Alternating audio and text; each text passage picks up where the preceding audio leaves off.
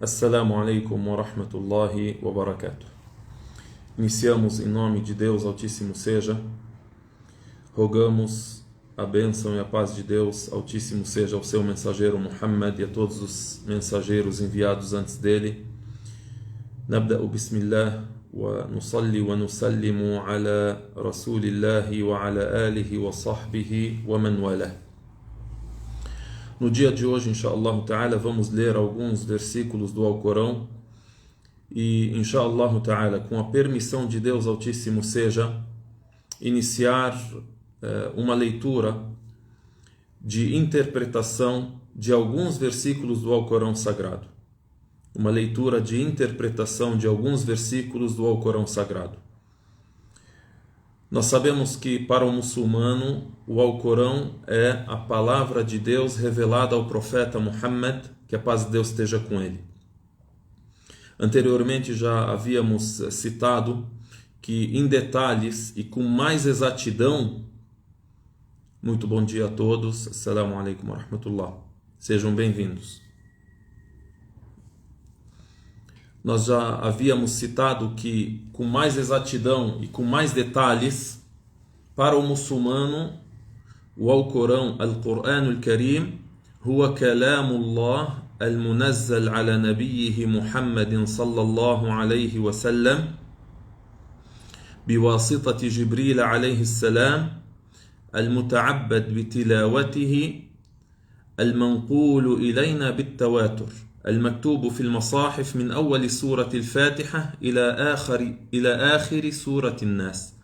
Então, o Alcorão é a palavra de Deus revelada ao profeta Muhammad, que a paz de Deus esteja com ele, através do anjo Gabriel, ou por intermédio de Jibril alayhi salam, e que adoramos a Deus ao recitá-lo. O Alcorão Sagrado é uma revelação de Deus que tem uma recitação singular, exclusiva, uniforme, diferenciada. Al-muta'abbad bitilawatihi. E dizemos também al-manqulu ilayna bit-tawatur, e que foi transmitido para nós com a frequência de transmissão que faz do Alcorão totalmente confiável, ou seja, totalmente provindo de Deus Altíssimo seja, sendo impossível alguém poder se ter organizado uma falsificação, ou seja, ele foi transmitido de grupo a grupo, de geração a geração, de maneira que se torna impossível ter havido uma combinação de falsificação, de mentira, ou de adição, ou de diminuição. E o Alcorão também dizem com mais exatidão ainda, que começa com Surat al-Fatiha e termina com Surat al-Nas. Vamos ler alguns versos do Alcorão hoje, e esses versos do Alcorão que eu escolhi para vocês hoje são versos de Surat al-Furqan. Sabemos que o Alcorão Sagrado tem 114 suras. 114 suras. E essas suras elas são diferenciadas em tamanho, em quantidade de versículos, em assuntos, e cada uma dessas suratas tem um detalhe, um pormenor. Por exemplo, uma sura do Alcorão pode ter 6 versículos. Outra surata do Alcorão tem, como é a Surat al-Furqan, é uma sura média, 77 versículos. E hoje, quando alguém lê o Alcorão em língua portuguesa, ele não vai encontrar na língua portuguesa uma explicação exata daquilo que realmente aquela sura contém. Não vai encontrar uma explicação detalhada de tudo aquilo que essa sura contém, do que esses versículos contêm. Por isso é importante a gente fazer essa leitura. Eu vou ler os versículos em árabe primeiro, e depois vou refletir junto com vocês o seguinte: quais são os assuntos principais dessa sura? Quais são os assuntos principais dessa sura?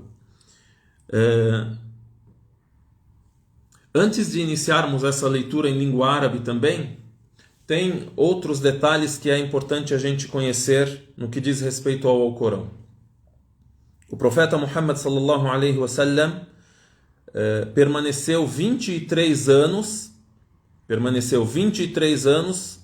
publicando a mensagem, ou seja, recebendo a revelação de Deus e transmitindo essa revelação. E existem versículos do Alcorão Sagrado que foram revelados no primeiro período de sua profecia, que é o período de Meca. Em língua árabe nós dizemos Al-Ahd Al-Makki, ou seja, o período de Meca. Não significa que é o território, não queremos dizer com o período de Meca quando ele estava nesse território, mas sim o tempo, ou seja, quando ele ainda estava a viver em Meca.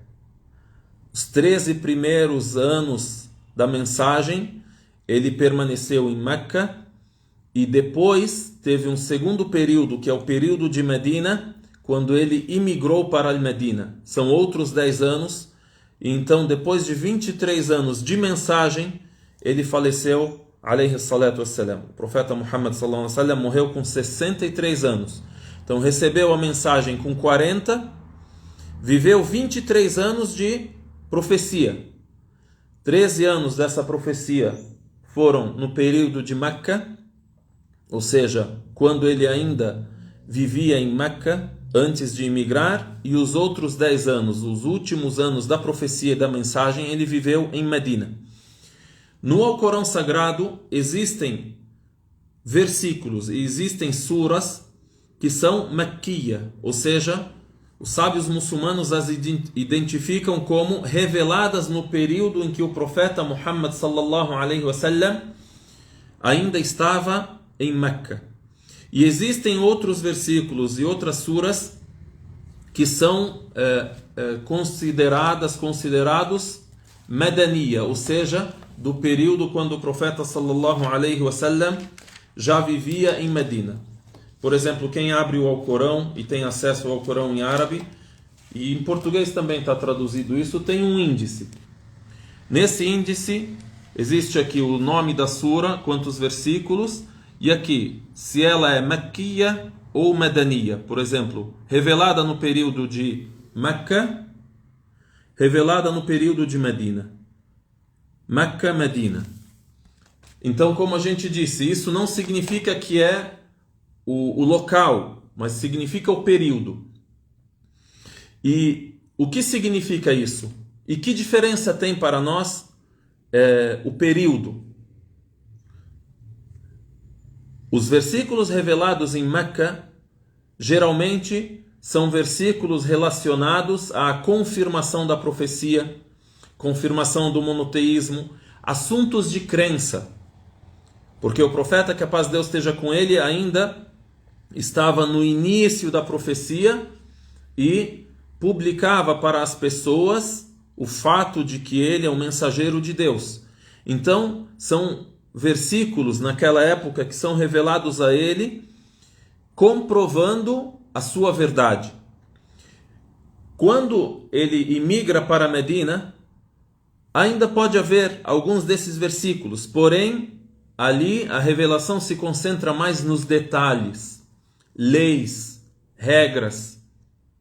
Então, primeiro se constitui a base da crença, o monoteísmo, a crença na vida eterna, no fato de que as pessoas serão ressuscitadas e há o julgamento após a morte, o assunto que diz respeito à idolatria, ao monoteísmo, que os ídolos não podem ser adorados e que a unicidade de Deus, ela é a religião verdadeira, e com isso foi enviado o profeta Muhammad, que a paz de Deus esteja com ele. Então, quando a gente lê esses versículos, a gente entende com mais exatidão como foram revelados esses versículos e quais os assuntos desses versículos. Então, Surat al-Furqan, Sura Makkiya. Surat al-Furqan é uma sura revelada no período em que o profeta Muhammad sallallahu alaihi wasallam ainda vive em Meca, a não ser alguns versículos. É citado que o versículo 68, 69 e 70 é do período de Al-Medina. Sim? Então, é uma sura que vai falar mais sobre regras e leis ou sobre o monoteísmo e a crença? Vai falar mais sobre o monoteísmo e a crença. Então a gente vai ler, vai traduzir e depois, inshallah ta'ala, a gente vai citar qual o assunto principal dessa sura. Como a gente já antecedeu, então, Surat al-Furqan fala mais sobre o monoteísmo, a crença, a confirmação da profecia. Allah subhanahu wa ta'ala diz assim: بعد أعوذ بالله من الشيطان الرجيم بسم الله الرحمن الرحيم تبارك الذي نزل الفرقان على عبده ليكون للعالمين نذيرا الذي له ملك السماوات والأرض ولم يتخذ ولدا ولم يكن له شريك في الملك وخلق كل شيء فقدره تقديرا واتخذوا من دونه آلهة لا يخلقون شيئا وهم يخلقون ولا يملكون لأنفسهم ضرا ولا نفعا ولا يملكون موتا ولا حياة ولا نشورا. A tradução aproximada, vou ler cerca de 10 versículos do começo da sura. Como a gente antecedeu, são 77 versículos. Surat al-Furqan é a sura número 25. Sura 25. تبارك الذي نزل الفرقان على عبده ليكون للعالمين نذيرا. Então, grandiosas são as bênçãos de Allah, aquele que revelou o Alcorão, fazendo-o discernir entre a verdade e a falsidade. Nazzala al-Furqana ala abdihi. Então, Deus fez descer, aí denominou a revelação, o Alcorão, com essa palavra, al-Furqan. Aqui a gente está traduzindo em língua portuguesa como o discernimento. E esse é o nome da sura. Surat al-Furqan, sura do discernimento. Aí estamos traduzindo. Deus revelou o Alcorão, fazendo-o discernir entre a verdade e a falsidade. E o revelou ao seu servo. Nazzala al-Furqana ala abdihi. Revelou o discernimento, ou seja, o Alcorão que faz o ser humano discernir entre o que é certo e entre o que é errado, entre a verdade e entre a falsidade. Revelou isso ao seu servo. Quem é o seu servo? Aí, isso na tradução e na interpretação. Não é citado no versículo lido literalmente e exatamente na revelação. Mas quem é o seu servo? Muhammad, que a paz de Deus esteja com ele. لِيَكُونَ لِلْعَالَمِينَ نَذِيرًا, para que ele seja um mensageiro para todos os mundos, ou seja, para todo o universo. Ou seja, para que ele seja um mensageiro para advertir as pessoas e para publicar e transmitir a mensagem de Deus. Depois o segundo versículo, الَّذِي لَهُ مُلْكُ السَّمَاوَاتِ وَالْأَرْضِ. Aí agora cita sobre quem revelou o Alcorão. Quem é ele? Aquele a quem unicamente pertence o reino dos céus e da terra. الَّذِي لَهُ مُلْكُ السَّمَاوَاتِ وَالْأَرْضِ. Também, quais algumas das qualidades de Deus Altíssimo seja que revelou o Alcorão a Muhammad? الَّذِي وَلَمْ يَتَّخِذْ وَلَدًا وَلَمْ يَكُنْ لَهُ شَرِيكٌ فِي الْمُلْكِ. Eu estou citando aos poucos a palavra em árabe e em português, para depois a gente refletir, então, qual que é o assunto. A gente pode depois fazer uma anotação. Os assuntos principais que são lidos nessa sura, 1, 2, 3, 4 e assim por diante. Então, o segundo versículo, الَّذِي لَهُ مُلْكُ السَّمَاوَاتِ وَالْأَرْضِ وَلَمْ يَتَّخِذْ وَلَدًا. Aquele a quem unicamente pertence o reino dos céus e da terra e não tomou para si um filho. Então, ele é o dono, o senhor de tudo que existe nos céus e na terra. dele é o reino. E ele não tem filho, ou seja, ele não tem similar, ninguém se associa a ele, nem como filho, nem como pai. E depois, e não tem consigo sócio em seu reino. وَلَمْ يَكُنْ لَهُ شَرِيكٌ فِي الْمُلْكِ. No reino, Deus Altíssimo seja, não tem ninguém que é sócio junto com ele. Também, وَخَلَقَ كُلَّ شَيْءٍ. E ele criou todas as coisas. Então, aqui a gente já percebe. Então, um dos assuntos de Surat al-Furqan é confirmar a profecia de Muhammad, que a paz de Deus seja com ele. 2, segundo assunto, a confirmação da unicidade de Deus e de que somente ele merece adoração. E Muhammad, que a paz de Deus esteja com ele, é enviado por Deus para confirmar isso e para ensinar isso a toda a humanidade. وَخَلَقَ كُلَّ شَيْءٍ. E criou todas as coisas. فَقَدَّرَهُ تَقْدِيرًا. E criou todas as coisas, determinando-as de acordo com o que demanda o seu conhecimento e sua sabedoria. Ou seja, Deus determinou todas as coisas com a mais perfeita determinação. Depois, Deus Altíssimo seja cita a situação das pessoas que ouviram sobre a mensagem e que estão junto ao profeta Muhammad sallallahu alaihi wasallam naquela época em que ele vivia em Meca. Então, vamos imaginar que são um povo idólatra, pagão, e tem certos costumes. Agora, o profeta, que a paz de Deus esteja com ele, transmite para eles a religião de Deus e tenta reformar aquilo que eles têm de erros e traz o monoteísmo para eles. Tenta resgatar o monoteísmo que existia antigamente até mesmo entre eles, entre aquele povo. Quando é enviado Abraão, que a paz de Deus esteja com ele, Ismael, que a paz de Deus esteja com ele, Ismael viveu entre os árabes. E eles herdaram o monoteísmo dessas profecias. E assim outros povos fora da Arábia, fora de Meca, também tiveram acesso ao monoteísmo. Então agora o profeta Muhammad sallallahu alaihi wasallam vive em Meca. Aí Deus Altíssimo seja cita para nós algumas das situações deles. Aí diz assim: وَاتَّخَذُوا مِن دُونِ اللَّهِ آلِهَةً لَا يَخْلُقُونَ شَيْئًا وَهُمْ يُخْلَقُونَ. Então vamos prestar atenção. Essa é a situação deles. Porém, essa é uma situação que pode ocorrer nos dias de hoje. E ocorre nos dias de hoje. Então, isso é citado sobre eles, mas não é específico da situação deles. É dirigido a todos aqueles que têm essa qualificação. Quando tem uma qualificação correta, olha, o elogio é citado sobre esses que se qualificam com isso, em qualquer época, em qualquer lugar.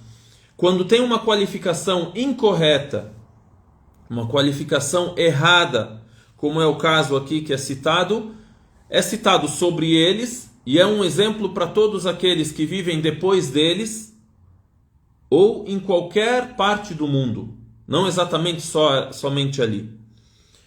Então vamos traduzir: وَاتَّخَذُوا مِن دُونِ اللَّهِ آلِهَةً لَا يَخْلُقُونَ شَيْئًا وَهُمْ يُخْلَقُونَ. E os idólatras tomaram deuses em vez de Deus, que nada criam, e eles ainda são criados. Eles adoram deuses, adoram ídolos que eles mesmos inventaram. Aí Deus diz assim: La yakhluquna shay'an. Esses ídolos nada criaram e nada criam. Porém, eles foram criados. Eles são criaturas. Então, uma criatura não pode adorar a outra criatura. Nós, criaturas, nós seres humanos, devemos adorar ao Criador. Depois cita também algumas das qualidades desses ídolos, que são qualidades opostas a Deus Altíssimo seja, o Criador, que merece a nossa adoração. وَلَا يَمْلِكُونَ لِأَنفُسِهِمْ ضَرًّا وَلَا نَفْعًا. E eles não detêm para si mesmos nem prejuízo darran, e nem benefício. Wala naf'a. Eles não podem se auto-prejudicar nem se auto-beneficiar. Então, como é que alguém pode pedir deles o benefício? Alguém pode chegar e dizer, ídolo tal, santo fulano, me salve. Ele não pode se salvar, como é que ele vai te salvar? Ou ele não pode ter para si mesmo um benefício, como é que você pode pedir para ele a cura de uma doença? Ou pedir para ele algo que você deseja? ولا يملكون لأنفسهم ضرا ولا نفعا ولا يملكون موتا ولا حياة ولا نشورا. E eles também não detêm para si mesmos, nem para os outros, nem vida, nem morte e nem ressurreição. Eles não dão a vida. Eles não fazem ninguém morrer. Não são eles que proclamam, que determinam a vida de alguém ou a morte de alguém, nem a ressurreição de alguém. Então, quer dizer que essas são qualidades exclusivas daquele que merece a adoração, que é Deus Altíssimo seja. Então, quem é que beneficia? Allah subhanahu wa ta'ala. Quem prejudica-nos, ou pode prejudicar, ou pode, vamos dizer, melhor, para que tenhamos respeito para com Deus. Quem é que pode permitir que um prejuízo alcance alguém? Não vamos dizer quem prejudica, Deus não prejudica. Quem pode permitir e quem permite que o prejuízo alcance alguém ou algo? Deus Altíssimo seja. Quem determina a vida? Allah subhanahu wa ta'ala. Quem determina a morte? Allah subhanahu wa ta'ala.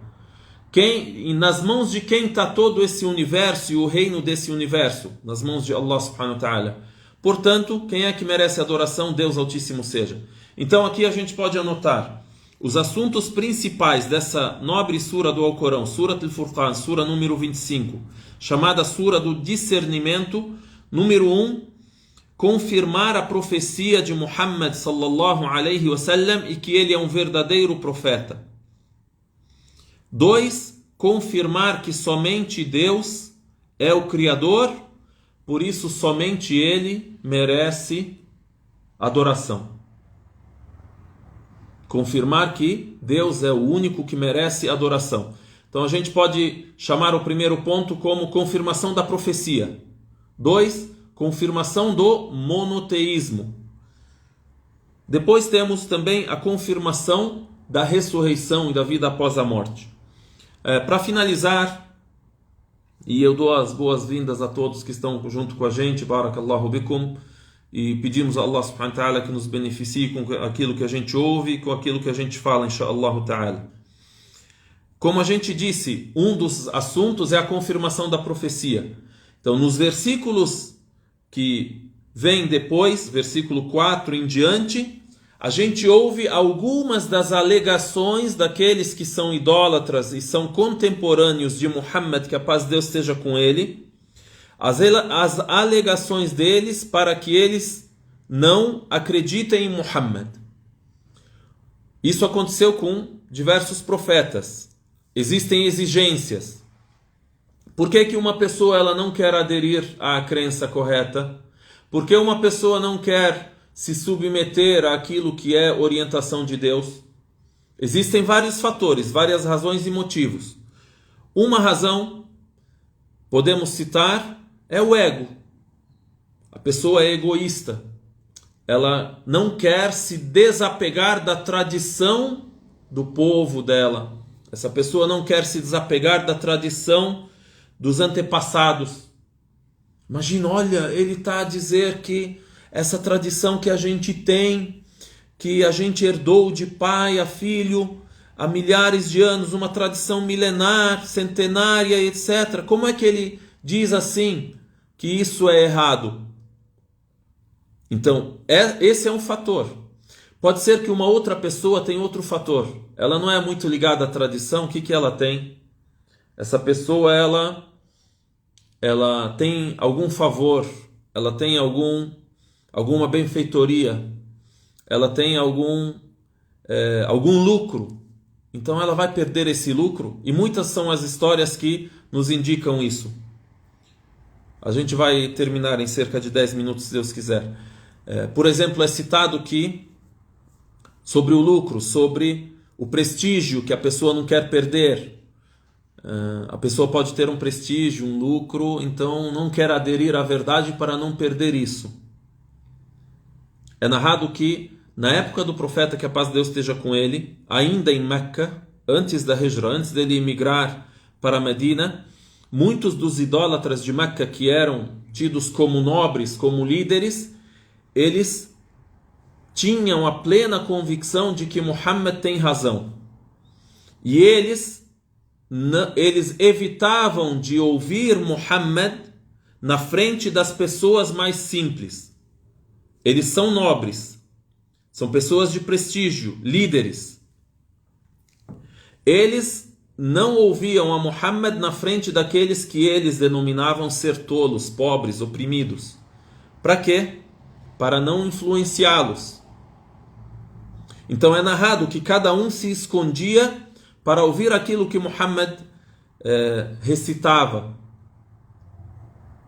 Por exemplo, é narrado que Abu Jahl, que Al-Akhnas, que Abu Sufyan se tornou muçulmano posteriormente. Esses três se encontravam de noite, retornando da casa do profeta após ter ouvido ele. Um dizia para o outro: onde é que você estava? Um mentia para o outro. Aí um confessava para o outro depois: olha, eu estava a ouvir. Então um dizia para o outro: voltem para casa antes do amanhecer e não deixem que os tolos vejam, observem vocês fazendo isso. Porque se eles verem isso, vocês vão lançar algo no coração deles. لَأَوْقَعْتُمْ فِي نُفُوسِهِمْ شَيْئًا. Ou seja, vocês vão acabar por influenciá-los para que eles acreditem em Muhammad. Porque a gente sabe que as primeiras pessoas a acreditarem na profecia de Muhammad, na profecia de Nuh alayhi salam, Noé, Jesus, todos os profetas, são as pessoas mais simples. As pessoas que não têm egoísmo, as pessoas que não têm algo de interesse. Então, são fatores. A gente disse, o que impede a pessoa de acreditar e de seguir a verdade? Temos o interesse, a tradição, o egoísmo.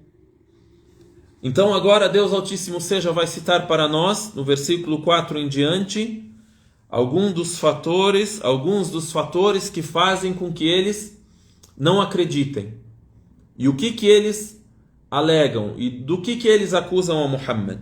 وقال الذين كفروا إن هذا إلا إفك افتراه وأعانه عليه قوم آخرون فقد جاءوا ظلما وزورا وقالوا أساطير الأولين اكتتبها فهي تملى عليه بكرة وأصيلا قل أنزله الذي يعلم السر في السماوات والأرض إنه كان غفورا رحيما. Então a gente pode assinalar algumas das alegações. O que eles diziam? E os que descreem em Deus e em seu mensageiro disseram: esse Alcorão não é senão mentira que Muhammad inventou. Primeira alegação a gente pode anotar. Número 1, mentira. Eles falam que Muhammad é mentiroso. وقالوا أساطير الأولين اكتتبها فهي تملى عليه. Disseram, esse Alcorão não é senão mentira que Muhammad inventou, então ele o atribuiu falsamente a Allah. Também, além disso, olha, ele precisa de ajuda, ele não vai fazer isso sozinho. Aí eles dizem: وَأَعَانَهُ عَلَيْهِ قَوْمٌ آخَرُونَ. E outras pessoas o ajudaram a inventá-lo.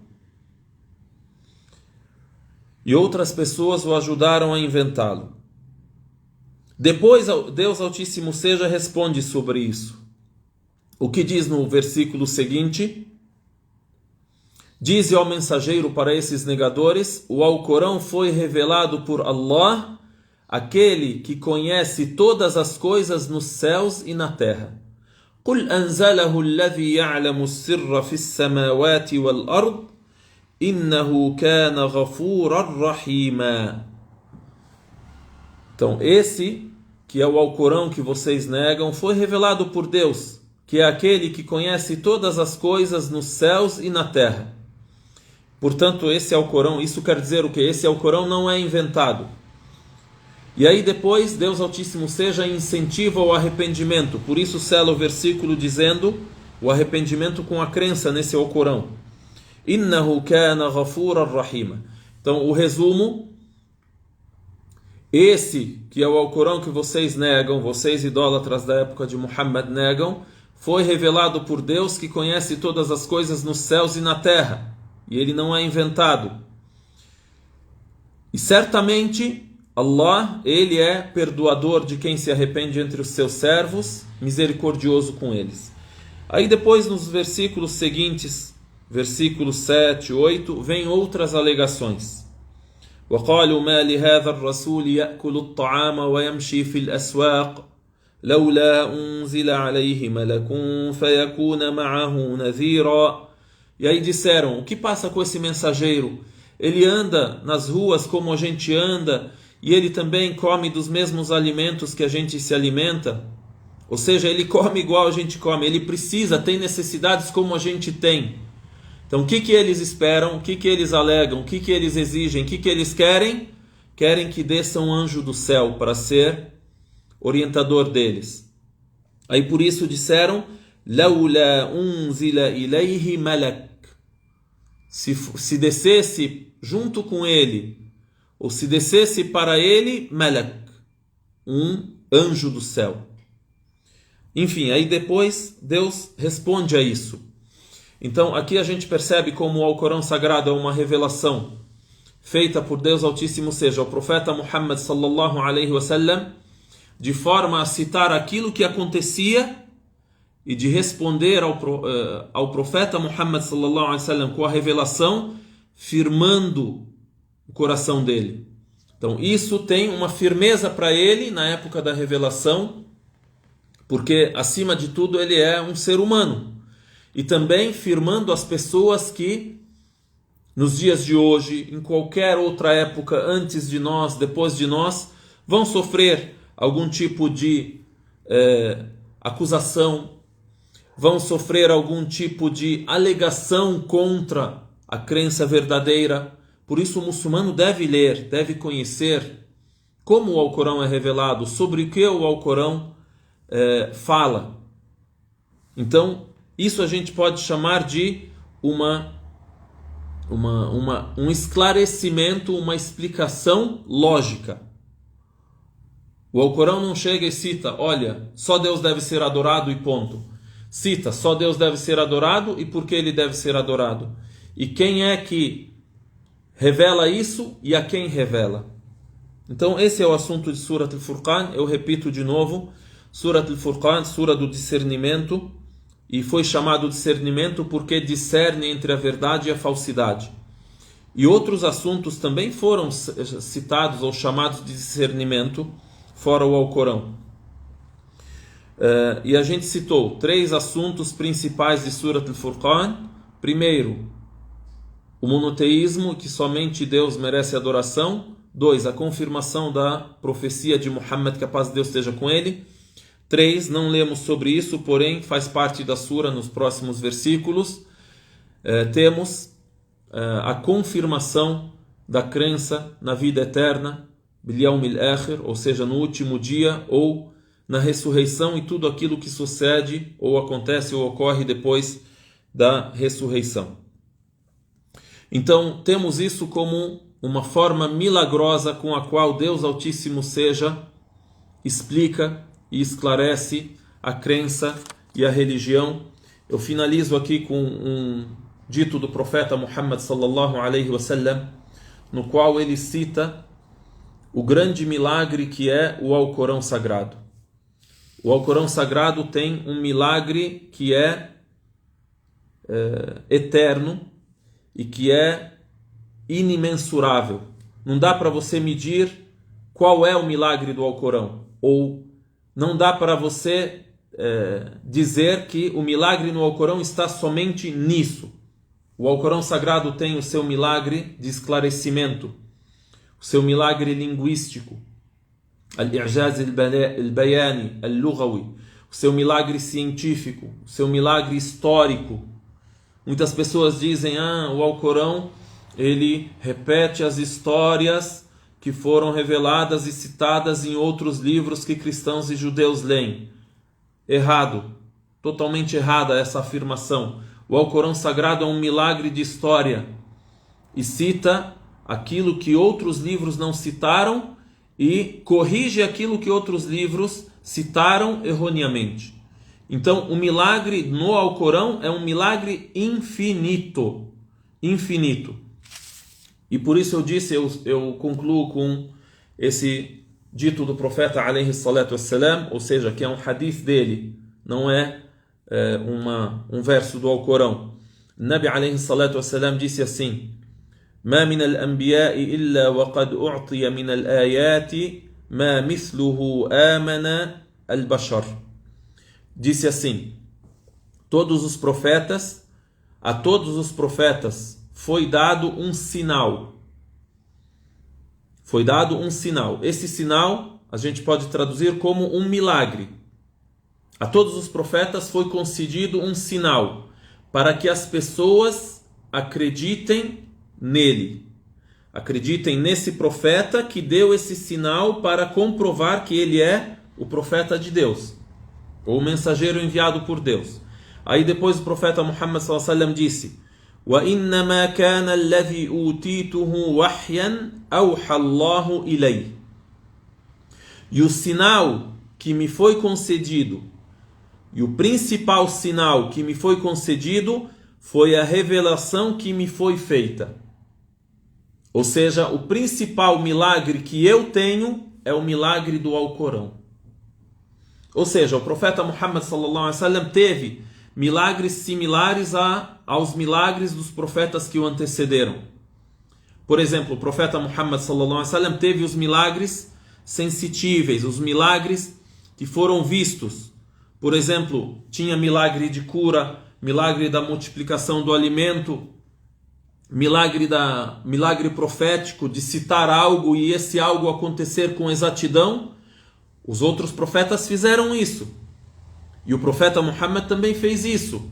Multiplicou o alimento, a água jorrou dentre os seus dedos de forma que não tinham água nem para beber, nem para se abluir, e 100 de pessoas praticamente usaram dessa água. Isso foi um milagre visto com os olhos.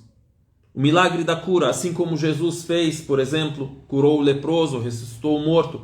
Então, o profeta Muhammad sallallahu alaihi wasallam teve esses milagres. Agora, o principal milagre qual que é? Aquele milagre que a gente cita como um milagre infinito, eterno, ou seja, um milagre que permanece com o passar dos tempos. Não é só aquele que viveu e conviveu com o profeta que viu. Porque atualmente, por exemplo, a gente lê e ouve sobre um milagre ocorrido e cremos em Jesus e em Muhammad, que a paz de Deus esteja com ele, que a paz de Deus esteja com ambos, Jesus e Muhammad. Cremos neles por ouvir sobre esses milagres. Agora, qual que é a prova atual que a gente tem? O milagre infinito e eterno que é o Alcorão. Então, por isso o profeta sallallahu alaihi wasallam disse assim: وَإِنَّمَا كَانَ الَّذِي أُوتِيتُهُ وَحْيًا أَوْحَى اللَّهُ إِلَيْهِ. E o meu principal milagre é a revelação que eu tive da parte de Deus. E dentro dessa revelação temos os milagres que são provas da autenticidade dessa revelação e de que ela é provinda de Deus. O milagre desse esclarecimento, o milagre dessa leitura, o milagre da profecia de algo que contém no Alcorão e exatamente ocorreu como está contido no Alcorão, milagre da ciência. E aí depois o profeta alayhi salatu wassalam disse: فَأَرْجُوا أَنْ أَكُونَ أَكْثَرَهُمْ تَابِعًا يَوْمَ الْقِيَامَةِ. E eu espero ser o profeta que mais terá seguidores no dia do juízo. Ou seja, no dia do juízo, mais pessoas irão se aglomerar ao meu lado para o julgamento. Então eu cito o texto por completo, sem ter a tradução colocada entre frases.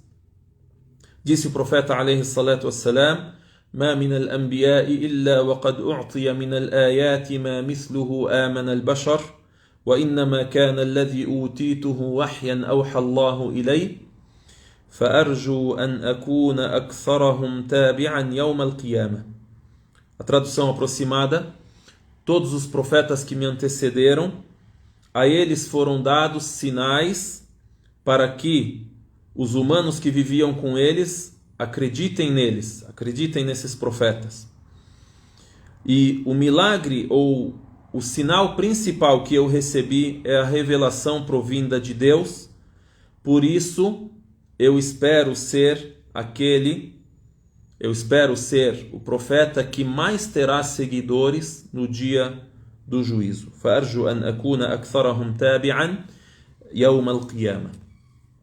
Nós rogamos a Deus Altíssimo seja a orientação e esperamos que Allah subhanahu wa ta'ala nos guie sempre e que nos faça se beneficiar com tudo aquilo que a gente lê, com tudo aquilo que a gente aprende, com tudo aquilo que a gente ouve, insha'Allah ta'ala.